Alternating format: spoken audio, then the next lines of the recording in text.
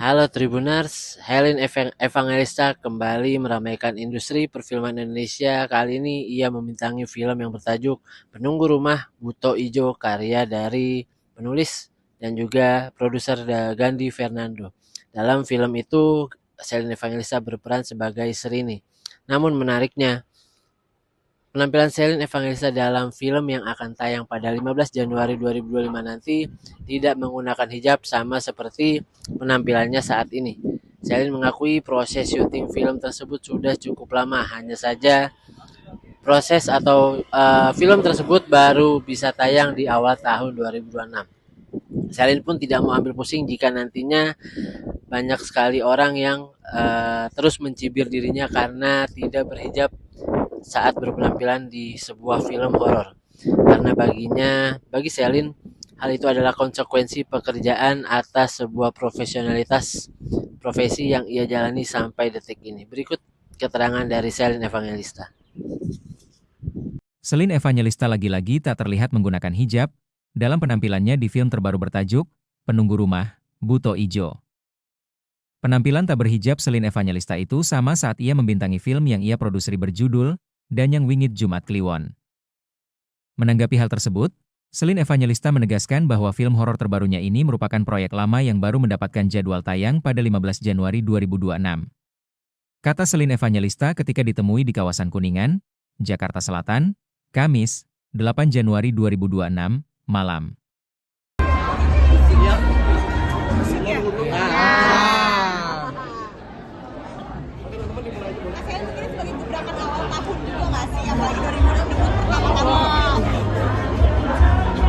Kedengeran ya? Ya ini film karya Buto Ijo ini syutingnya udah lumayan lama dan di sini baru ada kesempatan untuk tayang.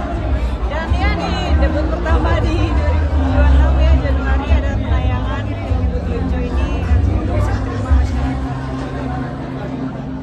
Celine, pengalaman di lokasi syuting horor seperti apa? Ada pengalaman yang menarik kan? Kalau aku pengalamannya pasti yang bagus-bagus aja. Kalau aku pribadi nggak ada pengalaman yang gimana-gimana sih. Kalau menurut aku pribadi, mungkin teman-teman lain akan yang merasakan mungkin ada ya. Cuman kalau aku pribadi, karena menjalaninya fokus ke perannya itu sendiri dan ceritanya, jadi mungkin nggak ngerti pengalaman-pengalaman serem-serem yang lain ya. Cuman fokus ke ceritanya aja. Peran antagonis gimana Kak? Gimana? Kamera gimana? Mungkin karena protagonis sudah pernah dimainkan ya waktu syuting sinetron dulu, jadi ya ada kebawa ya, maksudnya untuk protagonis dan antagonis sendiri bisa, insya Allah bisa aku ingin bisa lebih balance. Asalnya apalagi kemarin juga baru pulang umroh sama anak-anak, ya kalau pengalaman seperti itu doang filmnya ya sekarang karena langsung premier ya, memang harus fit ya semuanya untuk penayangan film ini supaya premier film ini bisa menampilkan yang terbaik juga, bisa menyapa semua teman-teman yang datang juga dengan baik.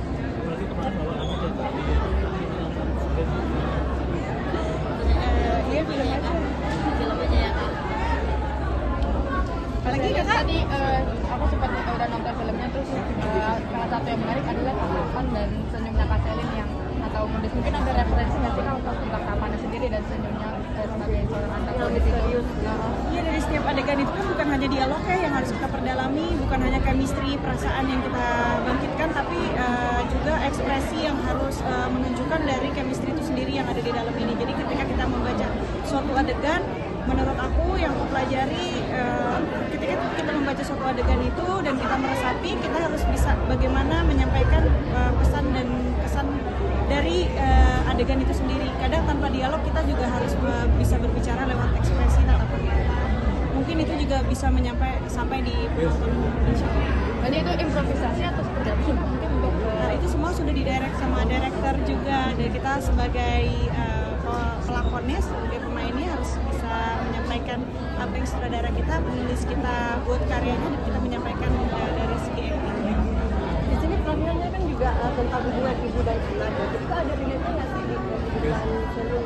Iya, relate-nya karena aku ibu dan punya anak. Kalau yang lain-lainnya ya nggak, ini dikemas untuk berimajinasi cerita dongeng yang dikemas secara modern agar bisa diterima kaum sekarang yang lebih modern lagi. Interaksi dengan pemain ciliknya gimana tuh Kak di lokasi syuting chemistry-nya? Alhamdulillah Mariam yang menjadi anak aku, namanya Mariam ya, jadi dia udah kenal sama aku udah lama dan dalam peran itu ketika kita bisa saling membantu satu sama lain untuk membangun chemistry, jadi akan lebih mudah untuk bermain karena kita bisa saling support dan saling bantu. Ketika dia chemistry-nya lagi down, kita bantu bangkitin lagi. Ketika aku lagi down, ada yang bantu untuk bangkitin lagi. Ya manusiawi ya, kita up and down dalam suatu adegan. Apalagi itu kita memerankan yang bukan diri kita, gitu. Kita memerankan sosok lain yang harus benar-benar kita jiwai. Tapi Kak Selin di sini sendiri kan filmnya belum berhijab kan?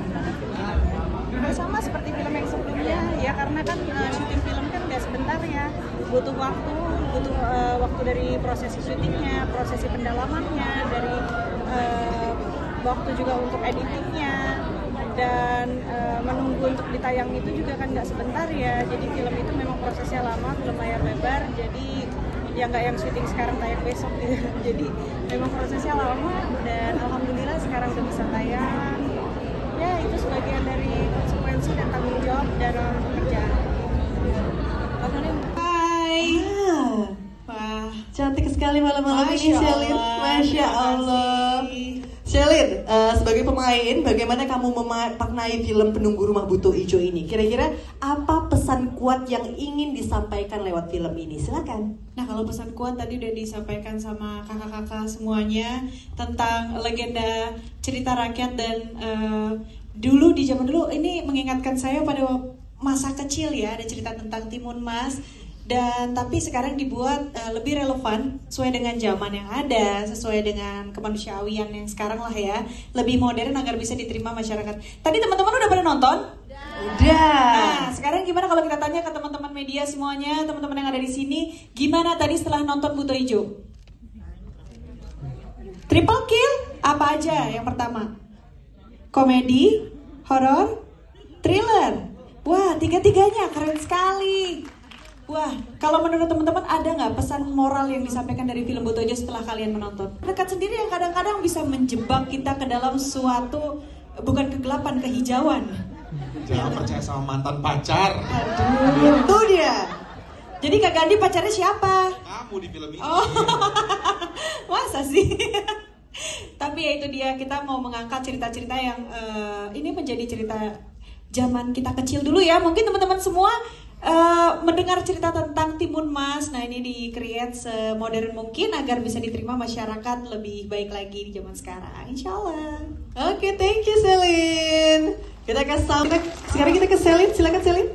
Iya, kalau kesulitan untuk berperan pastinya dari setiap film dan setiap karakter punya kesulitan sendiri-sendiri ya. Ada kesenangan juga. Yang membuat aku bisa mendalami peran, alhamdulillah karena dibantu banyak tim-tim yang di lapangan untuk saling sharing dan mendalami peran ini sendiri. Dan terlebih lagi kan ini cerita tentang legenda yang di zaman dulu ada dongeng ya, dan aku termasuk anak kecil zaman dulu yang ngerti tentang cerita ini. Dan alhamdulillah perannya di dalam film ini dibikin sesederhana mungkin tapi kena nyelekit gitu. Jadi memang untuk membangun chemistry ini sendiri dibangun ke Gandhi dan dibangun sutradara juga di lapangan. Masya Allah, teman-teman juga semuanya yang ada di lokasi saling mendukung dan saling mensupport agar lebih dalam lagi. Tapi untuk karakternya dibikin sederhana aja, karena yang penting dapat maknanya dari film ini dan dapat dari pesan-pesannya juga menyampaikan ke penonton. Oke, thank you. Dan ada alhamdulillah kamu masih selama bermain ada nada berdoa. Masih doa yang baik-baik, mohon juga ya, semoga didoain yang baik-baik. Semoga saya yang dalam masih proses belajar ini tidak lalai ke depannya, jatuh bangun gitu, atau mungkin kesalahan saya yang saya lakukan manusiawi. Saya mohon bimbingannya dan doa juga dari semua teman-teman, semoga saya bisa lebih istiqomah lagi, iman saya dijaga, tentunya dari support dan doa dari teman-teman semua. Anak-anak intinya sudah seperti apa Kak Selin saat umroh? Terima kasih ya kakak. Oke, foto itu boleh. Foto ya. Jangan lupa subscribe ya.